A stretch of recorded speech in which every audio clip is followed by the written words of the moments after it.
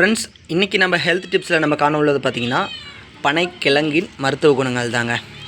பனங்கிழங்கு அப்படிங்கிறது இது ஒரு அற்புத மருந்துங்க. நம்ம முன்னோர்கள் இது கட்டாயம் அந்தந்த சீசன்லாம் சாப்பிட்ருவாங்க.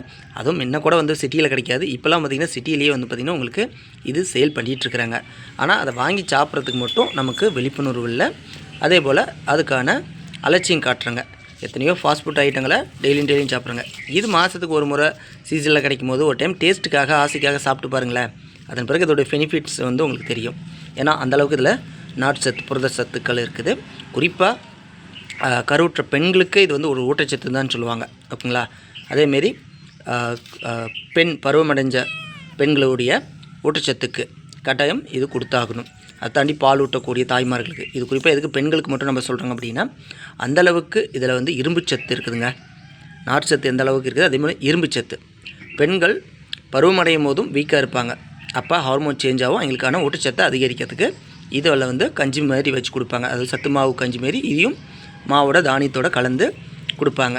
அதேமாரி பால் ஊட்ட பெண்களுக்கும் பால் சுரப்புகளை அதிகரிக்க, தாய்ப்பால் சுரப்பு அதிகரிக்க இது கொடுப்பாங்க. இதுமாரி பெண்களுக்கு முக்கியத்துவம் வாய்ந்ததாகவே பார்க்கப்பட்டுச்சு. ஆண்களும் நீங்கள் எடுத்துக்கலாம். ஆண்கள் பெரும்பாலும் நல்லா ஸ்ட்ரென்த்தாக இருப்பாங்க. ஆனால் பெண்கள் தான் இன்றைக்கி ரொம்ப வீக்காக இருக்கிறாங்க. ஏன்னா அந்தளவுக்கு குடும்ப பொறுப்பு மற்றும் அதிகப்படியாக ஃபுட்டை கரெக்டான டைமிங்கில் சாப்பிட்றதில்ல. ஓகேங்களா?